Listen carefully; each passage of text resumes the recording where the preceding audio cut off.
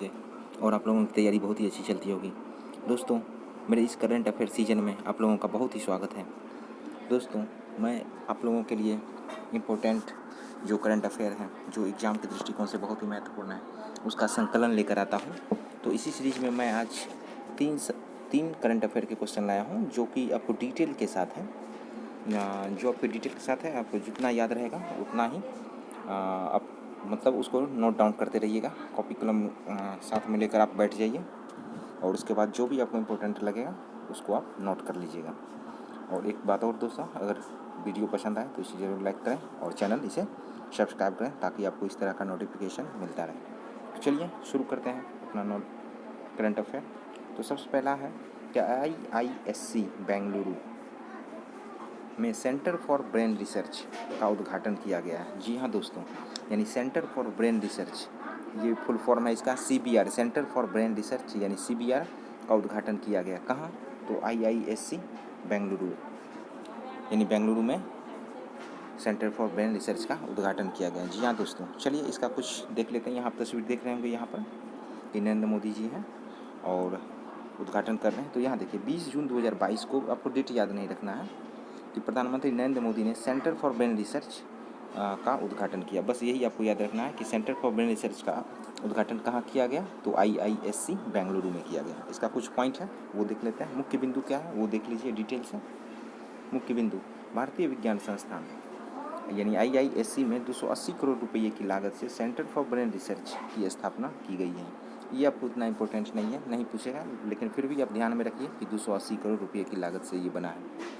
दूसरा पॉइंट है कि इस कार्यक्रम के दौरान प्रधानमंत्री ने बागची पार्थ सारथी मल्टी स्पेशलिटी अस्पताल की आधारशिला भी रखी, यानी एक हॉस्पिटल की भी आधारशिला रखी है जिसका नाम है बागची पार्थ सारथी मल्टी स्पेशलिटी अस्पताल, और यह 832 बिस्तरों वाला अस्पताल है। इतना इम्पोर्टेंट ये नहीं है, बस मल्टी स्पेशलिटी अस्पताल की नींव रखें, ये याद रखिएगा बस।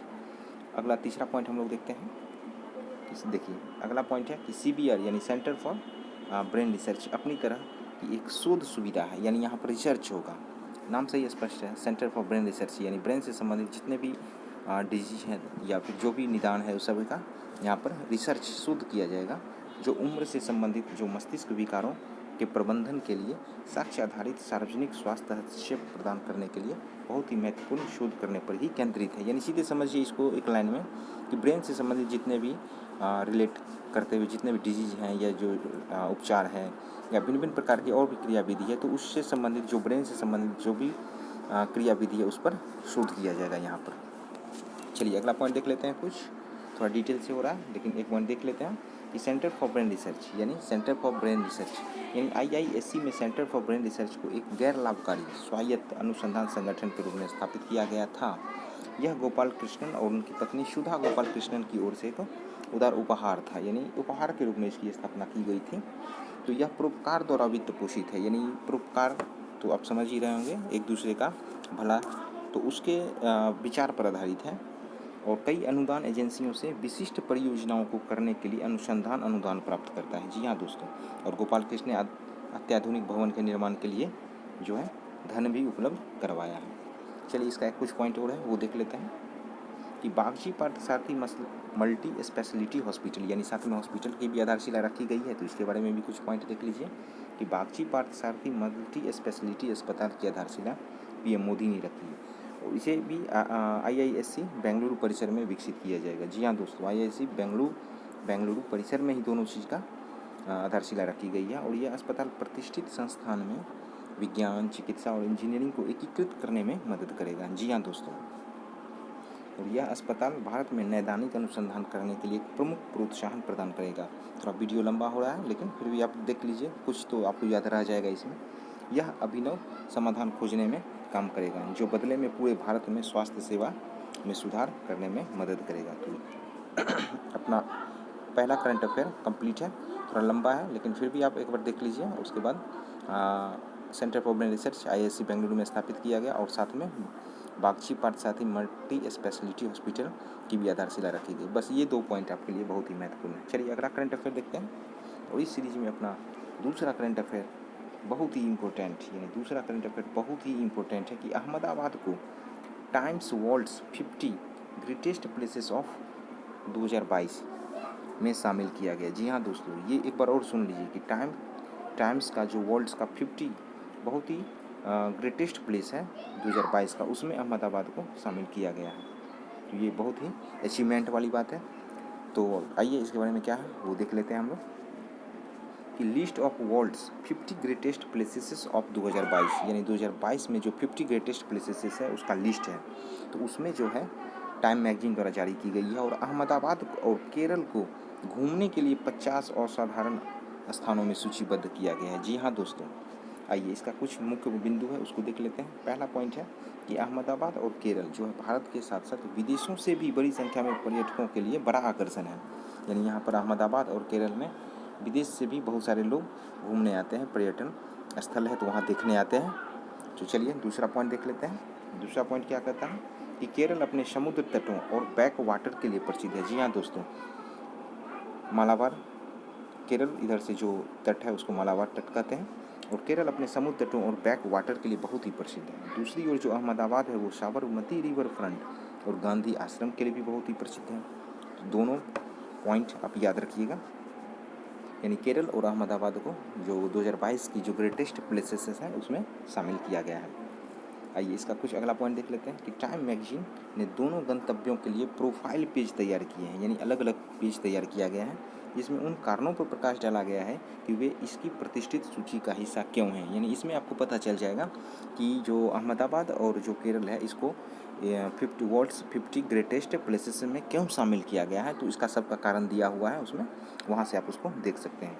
और देखिए अगला पॉइंट है कि पत्रिका ने केरल को इको टूरिज्म हॉट स्पॉट, जी हाँ दोस्तों, इको टूरिज्म हॉट स्पॉट और अहमदाबाद को उच्च शिक्षा के शहर के रूप में टैग किया है। ये एक पॉइंट याद रखिएगा कि इको टूरिज्म हॉट स्पॉट के लिए केरल को नामित किया गया है और उच्च शिक्षा के शहर के लिए अहमदाबाद को नामित किया गया है। जी हाँ दोस्तों, इसका कुछ पॉइंट अगला देख लेते हैं। देखिए केरल के लिए टाइम पत्रिका की प्रोफाइल, इसमें क्या दिया है कि देखिए केरल के लिए जो टाइम पत्रिका के प्रोफाइल के अनुसार जो है यह भारत के सबसे खूबसूरत राज्यों में से एक है। जी हाँ दोस्तों, केरल जो है बहुत ही खूबसूरत राज्यों में से एक है और इसमें कई शानदार समुद्र तट और हरे भरे बैकवाटर, महल और साथ ही मंदिर भी है। जी हाँ दोस्तों, इसीलिए इसको शामिल किया गया। और अगला पॉइंट कुछ देख लेते हैं, अहमदाबाद को क्यों शामिल किया गया उस पर चर्चा कर लेते हैं कि अहमदाबाद के लिए जो टाइम पत्रिका का क्या प्रोफाइल है। इस पर केरल का हम लोग देख लिया, अब अहमदाबाद का देखिए। प्रोफाइल के अनुसार है कि अहमदाबाद जो है भारत का पहला यूनेस्को विश्व धरोहर स्थल है। जी हाँ दोस्तों, यानी यूनेस्को विश्व धरोहर स्थल में अहमदाबाद को 1 नंबर पर रखा गया है और यह जो है प्राचीन स्थलों के साथ साथ समकालीन नवाचारों को बढ़ा चढ़ाकर पेश करता है और यही कारण है कि अहमदाबाद को सांस्कृतिक पर्यटन के लिए मक्का के रूप में जाना जाता है। जी हाँ दोस्तों, एक पॉइंट यहाँ से निकल कर आया कि सांस्कृतिक पर्यटन के लिए मक्का के रूप में किस शहर को जाना जाता है, तो वो अहमदाबाद है। और भी बहुत सारे शहर हैं सूची में, एक पॉइंट उसका देख लेते हैं। सूची में अन्य भी शहर हैं, यानी सिर्फ 50 की सूची में शामिल अन्य गंतव्य हैं, जैसे देखिए सियोल दक्षिण कोरिया की राजधानी, बाली में जो है वुहान, ऑस्ट्रेलिया में ग्रेट बैरियर रीफ है, आर्कटिक है, दोहा है, कतर की राजधानी नैरोबी है, केन्या की राजधानी सियोल तो देख ही लिए थे हम लोग। संयुक्त अरब अमीरात में जो है रास अल खैमा ये है अंतर्राष्ट्रीय अंतरिक्ष स्टेशन है, जापान में क्यूशू द्वीप है, या इस्तांबुल तुर्की की राजधानी, तुर्की की तो अंकारा है, और किगाली में रवांडा। यानी कहने का मतलब क्या कि और भी जगह है, तो आप थोड़ा ये याद रखिएगा। सियोल तो आप जानते हैं दक्षिण कोरिया की राजधानी है, बाली इंडोनेशिया में, वुहान ये जगह याद रखिए कि वुहान कहाँ है, तो बाली इंडोनेशिया में। ग्रेट बैरियर रीफ आप जानते ही हैं ऑस्ट्रेलिया में है। आर्कटिक कतर की राजधानी दोहा है, केन्या की राजधानी नैरोबी है, सियोल तो यहाँ दिया हुआ ही है। संयुक्त अरब अमीरात में रास अल खैमा, आपसे ऐसे क्वेश्चन में पूछेगा कि रास अल खैमा जो है वर्ल्ड्स 50 ग्रेटेस्ट प्लेसेस में शामिल है, तो ये जो है किस देश में है, तो संयुक्त अरब अमीरात में है। अंतर्राष्ट्रीय अंतरिक्ष स्टेशन है, क्यूशू द्वीप कहाँ है, जापान में है। तो इस तरह से आप इसको याद रख सकते हैं। चलिए और आज का अपना लास्ट जो करंट अफेयर है डिटेल में उसको देख लेते हैं। चलिए, बहुत ही इम्पोर्टेंट है ये करंट अफेयर, बहुत ही इम्पोर्टेंट है, यानी 3rd नंबर पर ये है। आप यहाँ पर देख सकते हैं कि 75 स्थानों पर स्थापित किए जाएंगे BRO कैफ़े। जी हाँ दोस्तों, यानी बॉर्डर रोड ऑर्गेनाइजेशन की जो कैफ़े होंगी वो 75 स्थानों पर स्थापित किए जाएंगे। क्यों? क्योंकि आज़ादी का अमृत महोत्सव हम लोग इस साल में मना रहे हैं और 75वां है, तो इस तरह से 75 स्थानों पर स्थापित किए जाएंगे BRO कैफ़े। तो क्या कुछ खास है इसके बारे में, हम लोग देख लेते हैं कुछ पॉइंट। तो यहाँ आप तस्वीर देख रहे होंगे बॉर्डर रोड ऑर्गेनाइजेशन का, और इस तरह से स्थापित किए जाएंगे। तो रक्षा मंत्रालय यानी डिफेंस मिनिस्ट्री ने सीमा सड़क संगठन बॉर्डर रोड ऑर्गेनाइजेशन के साथ साथ सीमा सड़कों के विभिन्न वर्गों पर जल्द ही BRO कैफ़े खोलने की अनुमति दे दी है। देखिए अब कितने संख्या में खोले जाएंगे। अरुणाचल प्रदेश में 19 खोले जाएंगे और हिमाचल प्रदेश में 7, असम में 2। ये इतना इम्पोर्टेंट नहीं है आपके लिए, बस आप ये स्टेट याद रखिए जो भी है। अरुणाचल है, हिमाचल है, असम, लद्दाख में 14, जम्मू कश्मीर में 12, उत्तराखंड में 11 और राजस्थान में 5 BRO कैफ़े स्थापित किए जाएंगे। ये संख्या आपके लिए इम्पोर्टेंट नहीं है, बस आप स्टेट का नाम याद रखिए कि किन किन स्टेट में BRO कैफ़े खोले जाएंगे। सिक्किम, पश्चिम बंगाल, नागालैंड, पंजाब और मणिपुर में अन्य सड़क किनारे सुविधाएं स्थापित की जाएंगी। तो बस इतने स्टेट हैं। और कुछ खास है इसके बारे में, ये हम लोग देख लेते हैं। BRO कैफ़े के बारे में हम लोग देख लेते हैं कि BRO कैफ़े जो है जल्द ही 12 राज्यों में खोले जाएंगे। स्टेट 12 थे, थोड़ा ध्यान रखिएगा कौन कौन स्टेट हैं। और केंद्र शासित प्रदेशों में, केंद्र शासित प्रदेश भी था, जम्मू कश्मीर, लद्दाख था। तो 75 स्थानों पर खुलेंगे, यानी टोटल 75 जगह पर खुलेंगे। दूसरा पॉइंट है कि इन कैफ़े का उद्देश्य जो है पर्यटकों को बुनियादी सुविधाएं और आराम प्रदान करना है। जी हाँ दोस्तों, यहाँ उद्देश्य क्यों स्थापित किया जा रहा है बॉर्डर रोड ऑर्गेनाइजेशन कैफ़े यानी BRO कैफ़े, तो जो पर्यटक आएंगे उनको बुनियादी सुविधाएं जो है उनका ख्याल रखा जाएगा कि उनको किसी तरह की दिक्कत नहीं हो, जो भी पर्यटक आते हैं, और उनको आराम प्रदान करना है ताकि आपको किसी भी प्रकार की दिक्कत नहीं हो। और ये पॉइंट है कि वे सीमावर्ती क्षेत्रों में आर्थिक गतिविधियों को बढ़ावा देने के साथ साथ स्थानीय लोगों के लिए रोजगार पैदा करेंगे। जी हाँ दोस्तों, ये इससे घूमने आने से लोगों में रोजगार भी पैदा होगा और विभिन्न तरह के रोजगार होंगे, तो जो बहुत ही इम्पोर्टेंट है अपने देश के लिए। आइए इसका कुछ पॉइंट अगला देख लेते हैं। इन सुविधाओं का निर्माण कौन करेगा। और देखिए और भी पॉइंट है इसका कि एजेंसियों के साथ साथ यानी बहुत सारी एजेंसियां आएंगी, तो सार्वजनिक निजी भागीदारी मोड में BRO कैफ़े सुविधाओं को लाइसेंस के आधार पर विकसित किया जाएगा। जी हाँ दोस्तों, यानी जो लाइसेंस दिया जाएगा, भिन्न तरह की जो व्यवस्था होंगी, सुविधाएं होंगी, तो उनको स्टार्ट करने के लिए भिन्न प्रकार की एजेंसी आएंगी, तो सभी को लाइसेंस सुविधा के द्वारा बनवाया जाएगा और उसको रजिस्ट्रेशन कराकर अनुमति दिया जाएगा कि आप इस तरह की सुविधा प्रदान कर सकते हैं। और देखिए ये एजेंसियां BRO द्वारा दिए गए दिशा निर्देशों के अनुसार, यानी जो BRO दिशा निर्देश देंगे उसके अनुसार ही डिजाइन, निर्माण और संचार की सुविधा उपलब्ध कराएंगे और उसी प्रकार से अपना संचालन करेंगे। तो जी हाँ दोस्तों, बहुत ही इम्पोर्टेंट है कि कहीं आप कहीं घूमने गए और आपको बहुत सारी समस्याओं का सामना करना पड़ता है, तो उसी को सुविधाजनक बनाने के लिए BRO कैफ़े की स्थापना की जाएगी। चलिए इसके बारे में लास्ट पॉइंट है, इसका कुछ पॉइंट और है वो देख लेते हैं कि BRO कैफ़े में कौन सी सुविधाएं शामिल होंगी। अब देखिए सुविधाओं का नाम भी दे दिया है आपको कि BRO कैफ़े के तहत जो सुविधाओं में 2 और 4 पहिया वाहनों के लिए पार्किंग, यानी आप गाड़ी से जाएंगे तो पार्किंग कहाँ करेंगे, तो इसका ख्याल रखा जाएगा। पुरुष या महिलाओं और विकलांगों के लिए टॉयलेट, तो आप लोग तो जानते होंगे बेसिक चीज़ है ये सब, जो आवश्यकताओं की मतलब इस सभी की आवश्यकता होती है कहीं भी जाएंगे। फिर देखिए फूड प्लाजा, रेस्तरां, प्राथमिक चिकित्सा कक्षा और भी बहुत सारी सुविधाओं का प्रबंध किया जाएगा, यानी ये सभी इस कैफ़े में शामिल रहेंगी। आपको लाइसेंसधारियों का चयन जो है प्रतिस्पर्धी प्रक्रिया के माध्यम से किया जाएगा। जी हाँ दोस्तों, यानी जो एजेंसी होंगी उनका जो चयन किया जाएगा वो विभिन्न प्रकार की प्रतिस्पर्धी प्रक्रिया के माध्यम से किया जाएगा।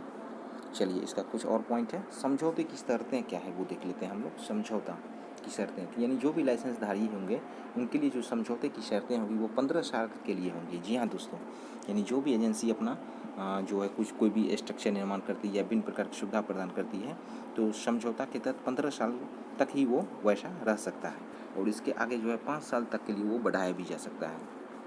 यानी उसकी जो डिसिप्लिन वगैरह है या फिर वो डिफेंस मिनिस्ट्री के अनुकूल उस पायदान पर उतरती है कि नहीं, इसको देखते हुए जो है उसका सेवा विस्तार भी 5 साल के लिए किया जा सकता है।